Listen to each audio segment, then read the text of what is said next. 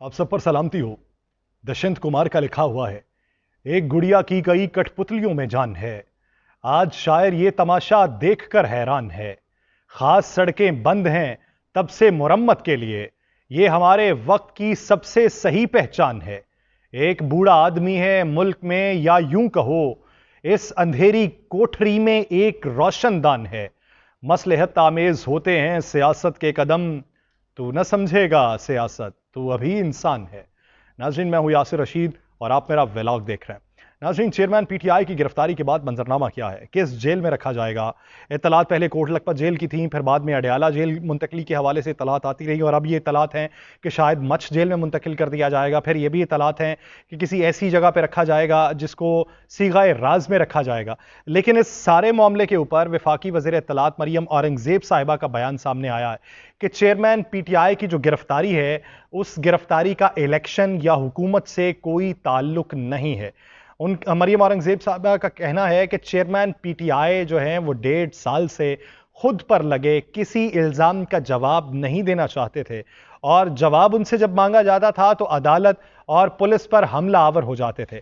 मरियम औरंगज़ेब साहिबा के ये जो बयान मंजर आम पे आया, उन्होंने उसमें यह भी वाज़े किया है, उनका कहना है कि मैं वाज़े करना चाहती हूं कि इस पूरे केस में कानूनी तकाजे पूरे करने के बाद, तहकीकात होने के बाद और फिर रेफरेंस अदालत में भेजे जाने के बाद, तमाम दलाइल मुकम्मल होने और पूरा मौका दिया जाने के बाद फैसला सुनाया गया। 14 माह में 40 से जायद पेशियां हुई हैं, लेकिन चेयरमैन पीटीआई सिर्फ 3 बार अदालत में पेश हुए हैं। अब इस केस का जिस तरीके से लेना देना हुकूमत के साथ नहीं है, तो बिल्कुल ये उसी तरीके का है जिस तरीके का तहरीके अदम एतमाद में इनका कोई लेना देना नहीं था या किसी और का कोई लेना देना नहीं था। ये बिल्कुल ऐसे ही है जैसे मियां मोहम्मद नवाज शरीफ साहब के केस में हुकूमत का कोई लेना देना नहीं था या किसी और का लेना देना था। इस सारे मंजरनामे में जहां पे इलेक्शन को मुलतवी करने के लिए हुकूमत का कोई लेना देना नहीं है, कानून साजियों में जो मंजूरी है उसमें हुकूमत का कोई लेना देना नहीं है, उसी तरीके का इस वक्त भी हुकूमत का कोई लेना देना नहीं है। चेयरमैन पीटीआई को जवाब जमा करवाने का पूरा मौका दिया गया। तफसीली फैसले में लिखा गया है कि उनको जब तोशा खाना का तोहफा मिला तो उन्होंने कानून के मुताबिक उसे खरीदने से पहले ही बेच दिया था। बेचने के बाद उसकी कीमत जमा करवाई और उसको फिर डिक्लेयर नहीं किया। उनका कहना था कि चेयरमैन पीटीआई से जिस केस के हवाले से भी सवाल किया जाए वो उससे लाइल्मी का इजहार कर देते हैं। अभी सिर्फ तोशाखाना केस की चोरी पकड़ी गई है। ये Al-Qadir trust case, foreign funding case और साइफर का जवाब देने से भी कासिर हैं। जिस तरीके का हुकूमत को यह पता है कि अभी एक चोरी पकड़ी गई है, हुकूमत का अभी इस केस से लेना देना नहीं है। हुकूमत को पता है सिर्फ एक चोरी पकड़ी गई है। हुकूमत को यह भी पता है फॉरेन फंडिंग भी पकड़ी जाएगी, साइफर वाला भी मामला पकड़ा जाएगा, अलकादिर ट्रस्ट भी पकड़ा जाएगा।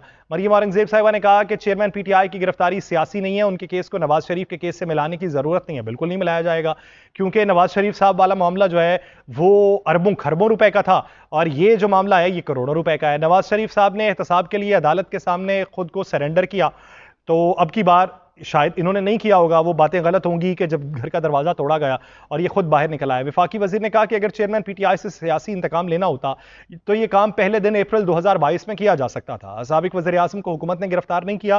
ट्रायल कोर्ट में ट्रायल मुकम्मल होने के बाद उन्हें सजा सुनाई गई है और आज कौम के साबिक वज़ीर आज़म की असलियत पता चल चुकी है। आज वो जमान पाक से गिरफ्तार हुए तो बाहर कोई मौजूद नहीं था, चोर के साथ कोई खड़ा नहीं होता, बाहर कोई मौजूद नहीं था। तो जमान पाक के बाहर से आज जो गिरफ्तारियां अमल में आई हैं वो न जाने कौन सी मखलूक की गिरफ्तारियां हैं जो वहां से अमल में आई हैं। हुकूमत का इन तमाम तर केसेस से कोई लेना देना नहीं है। तो अता तारड़ साहब सिर्फ अपनी चहलकदमी के लिए वहां पे चले जाते हैं। जब ये केसेस में पेशियां चेयरमैन पीटीआई भुगत रहे होते हैं तो वहां पे वो भी अपने वकला को लेके पहुंच जाते हैं। तो वो सिर्फ शायद चंद दिनों की हर्जा सराई के लिए या चंद दिनों के शुगल मेले के लिए वहां पे मौजूद होते हैं, क्योंकि हुकूमत का इससे कोई लेना देना नहीं है। हुकूमत का इससे लेना देना इसलिए भी नहीं है कि हुकूमत ने इस तमाम तर मामले में 4 दिन के बाद घर चले जाना है और हुकूमत को बाद में पता चलेगा कि उनका कितना लेना देना था और उनको कितने लेने के देने पड़ गए हैं। क्योंकि जिस तेजी के साथ कानून साजियां हुई हैं और जिस तरीके से वफाकी वजीर खारजा बिलावल भुट्टो जरदारी साहब ये कह रहे हैं कि मकाफाती अमल है, तो मकाफाती अमल तो खुद को थोड़ी देर बाद दोहराता है। अगर आज कोई और पकड़ा गया है तो कल को फिर आप में से कोई पकड़ा जाएगा। तो मकाफाती अमल जब दोहराया जाएगा तो किसके गिर्द कितना घेरा तंग हुआ ये वक्त ही बताएगा।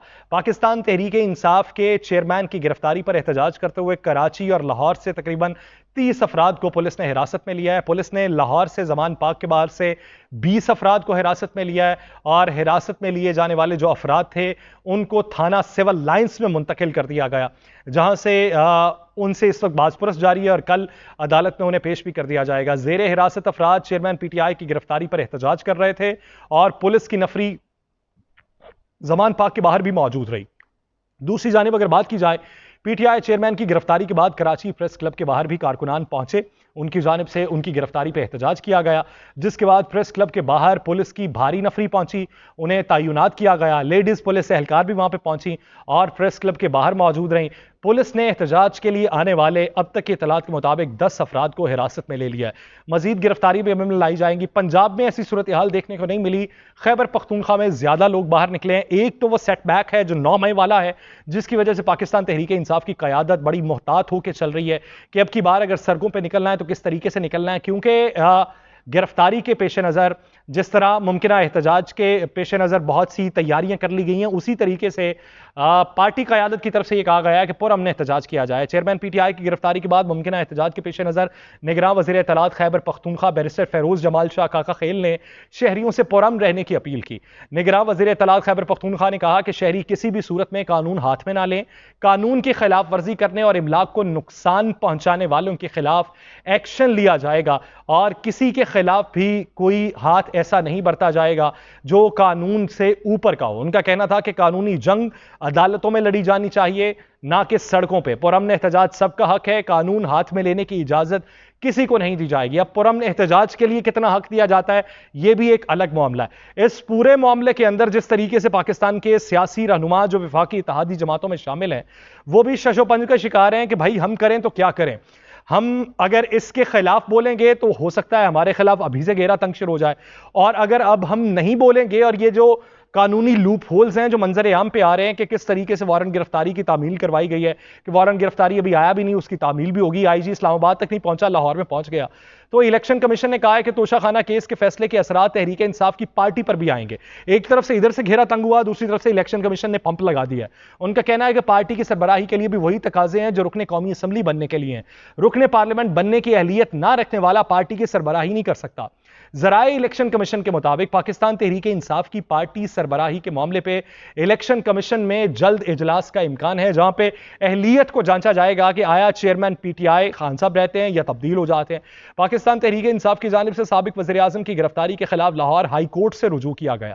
سابق وزیر اعظم کی جانب سے عمر خان نیازی نے لاہور ہائی کورٹ میں درخواست دائر کی ہے، جس میں انسپکٹر جنرل پنجاب، سی سی پی او لاہور سمیت دیگر افراد کو فریق بنایا گیا، اور اس درخواست میں یہ موقف اپنایا گیا ہے کہ چیئرمین پی ٹی آئی کو پولیس نے غیر قانونی طور پر گرفتار کیا ہے، حراست میں لیا ہے۔ یہ اغوا کے زمرے میں آتا ہے، گرفتاری کے زمرے میں نہیں آتا، کیونکہ پولیس کے پاس کوئی فیصلہ موجود نہیں تھا، وارنٹ گرفتاری موجود نہیں تھے، فیصلے کی کاپی موجود نہیں تھی، اور فیصلے کی کاپی آتے آتے 6 سے 7 گھنٹے بھی لگ سکتے تھے، اور جلدی بھی اگر لائی جاتی تو 3 سے 4 گھنٹے درکار تھے، لیکن آدھے گھنٹے کے اندر یہ جو گرفتاری عمل میں آئی ہے یہ گرفتاری نہیں، یہ اغوا ہے۔ لاہور ہائی کورٹ سے یہ استدعا کی گئی ہے کہ عدالت آج ہی درخواست سماعت کے لیے مقرر کرے اور عدالت عالیہ پنجاب پولیس کی جانب سے سابق وزیر اعظم کی گرفتاری کو غیر قانونی قرار دے۔ اب ان کے پاس آپشنز تو موجود ہیں، ان کے پاس اسلام آباد ہائی کورٹ کا بھی آپشن موجود ہے، ادھر لاہور ہائی کورٹ کا اس معاملے پہ آپشن موجود ہے، اس کیس کو لے کے اسلام آباد ہائی کورٹ میں آپشن ہے، پھر اگر اسلام آباد ہائی کورٹ میں بات نہیں بنتی پھر سپریم کورٹ میں بھی جا سکتے ہیں۔ لیکن اس سارے معاملے میں اگر ان کے پاس آپشنز موجود ہیں تو کیا وفاقی حکومت کے پاس کوئی آپشن موجود ہے؟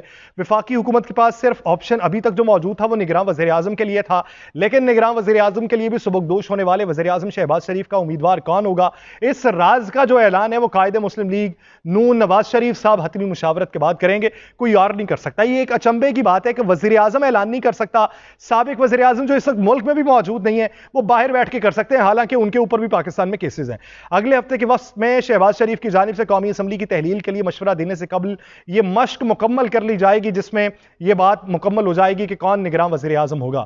میڈیا میں یہ قیاس آرائیاں کی جا رہی ہیں کہ حکومت میں شامل حکمران اتحاد نے صورتحال کے تمام پہلوؤں کو مد نظر رکھتے ہوئے شہباز شریف صاحب کو اپنی مرضی کا نگران نامزد کرنے کا اختیار دے دیا ہے۔ بخوبی ذرائع جو ہیں وہ بتاتے ہیں کہ یہ سبکدوش ہونے والے وزیر اعظم کے اختیارات سونپنے کا سوال نہیں ہے، لیکن نگران کے لیے نام تجویز کرنا ان کا استحقاق ہے۔ وہ استحقاق اپنا کس حد تک خود استعمال کر رہے ہیں یا کرنا چاہتے ہیں یہ ایک الگ معاملہ ہے۔ بہت سے معتبر ذرائع یہ کہتے ہیں کہ یقیناً یہ صرف ایک ہی نام ہوگا اور قائد حزب اختلاف راجہ ریاض کو اس پر کسی بھی طرف سے کوئی اختلاف نہیں ہوگا. تو وہ جو باتیں ہیں، وہ جو لوگ کہتے ہیں کہ راجہ ریاض صاحب کو بھی ایک نام دیا جائے گا، وہ کون سا نام ہوگا؟ یہ وہ پہلے سے ہی شہباز شریف صاحب کو دے دیا گیا اور راجہ ریاض صاحب کی نوبت ہی نہیں آئے گی. ذرائع کی اگر باتیں سنیں، نواز شریف صاحب پہلے ہی ان لوگوں سے مشاورت کر چکے ہیں جن سے انہیں لازمی طور پہ مشاورت کرنا تھی، جن میں آصف علی زرداری صاحب تھے، مولانا فضل الرحمان صاحب تھے، سردار اختر مینگل صاحب تھے، ڈاکٹر خالد مقبول صدیقی صاحب تھے. تو اس پورے معاملے کے اندر ابھی تک بات فائنل نہیں ہو سکی کہ نام کون سا ہوگا. تحفظات ابھی بھی ہیں اور گاہے بگاہے ہو رہے ہیں. نگران سیٹ اپ کے اوپر بھی بہت سے تحفظات ہیں کہ اتنے اختیارات دے دیے گئے، ہمارا کیا بنے گا. حکومت اور اتحادی جماعتوں نے نگران سیٹ اپ کی تشکیل پہ مزید مشاورت جاری رکھنے کا فیصلہ کیا ہے. یہ خبر منظر عام پہ آئی. ذرائع یہ کہتے ہیں کہ نگران وزیر اعظم کے لیے شاہد خاقان عباسی، حفیظ شیخ، اسلم بطانی اور فواد حسن فواد کے نام سامنے آ رہے ہیں اور اتحادی جماعتوں نے اس حوالے سے مزید مشاورت جاری رکھنے کا فیصلہ کیا. بھائی مشاورت کتنے دن آپ نے جاری رکھنی ہے؟ ادھر کیس جو ہیں ان کے دھڑا دھڑ فیصلے ہو رہے ہیں، گرفتاریاں عمل میں آ رہی ہیں، ادھر آپ کی ابھی مشاورت نہیں ختم ہو رہی. 3 دن ابھی آپ کے پاس صرف باقی رہ گئے ہیں. 9 اگست کو آپ نے سمری صدر مملکت کو بھجوا دینی ہے اور اس کا فیصلہ وہ آپ کر چکے ہیں. 3 دن مشاورت آئین اور قانون کے پیرائے کے اندر آپ نے اپوزیشن لیڈر سے بھی کرنی ہے. آج کے دن تک آپ نے ان سے مشاورت نہیں کی، تو اب آپ کل سے وہ مشاورت کا آغاز کریں گے. تو بھائی پہلے بتا دیا جاتا کہ آپ نے جو مشاورت کرنی ہے اس حوالے سے ہماری ابھی انر مشاورت نہیں پوری ہوئی، تو آپ سے کس طریقے سے مشاورت ہوگی؟ اس پوری عوام کو ٹرک کی بتی کے پیچھے لگایا ہوا ہے. ہمیں یہ نہیں پتا کہ پاکستان میں کون سا قانون چل رہا ہے، ہمیں یہ نہیں پتا کہ پاکستان میں کس قسم کی قانون سازیاں ہو رہی ہیں، ہمیں یہ نہیں پتا کہ وفاقی اتحادی جماعتوں کے مابین کس حد تک ایک پیج پہ ہونے کی اطلاعات ہیں، ہمیں یہ نہیں پتا کہ آنے والے دنوں کے اندر ان میں سے کون مائنس ہوگا اور کون پلس ہو جائے گا، ہمیں یہ نہیں پتا کہ فیصلہ ہوتا ہے اور فیصلہ ہونے کے بعد الیکشن کمیشن آف پاکستان اگلے دن کی بجائے اسی دن شام سے پہلے یہ بھی بات کر دیتا ہے کہ بھائی آپ تو اس چکر میں بھی پھنس جائیں گے، آپ کی تو ادھر بھی بات نہیں بن رہی، آپ کی تو ادھر بھی دال نہیں گل رہی. یہ دال بنا کون رہا ہے؟ دال کے اندر آپ نے چیزیں کیا ڈال رکھی ہیں؟ عوام کو یہ بتا دیں. کالی دال ہی اگر عوام کو کھلانی ہے تو عوام جس حد تک بھوکے پیٹ اس وقت رہ چکے ہوئے ہیں، ان کے دماغ میں یہ مزید متنفر شدہ مواد مت انجیکٹ کیجئے کہ وہ ایک دن کو اٹھیں اور کہہ دیں کہ بھائی جان ہمیں کوئی قبول نہیں ہے، ہم نے کسی کے ساتھ نہیں بیٹھنا، ہم نے کسی کی بات نہیں ماننی. کم از کم کوئی ایک شخصیت تو معتبر رکھیے، کوئی ایک جماعت تو معتبر رکھیے کہ جس کی بات کہی جائے اور عوام اسے مانے. بصورت دیگر جس طریقے سے آپ نے ایک کو کھڈے لائن لگایا اور اپنی کریڈیبلٹی کو خاک میں ملا دیا، اب عوام آپ کی بات خاک مانیں گے؟ عوام سے بات منوانی ہے تو اس کے لیے آئین و قانون کے پیرائے کے اندر چلیے.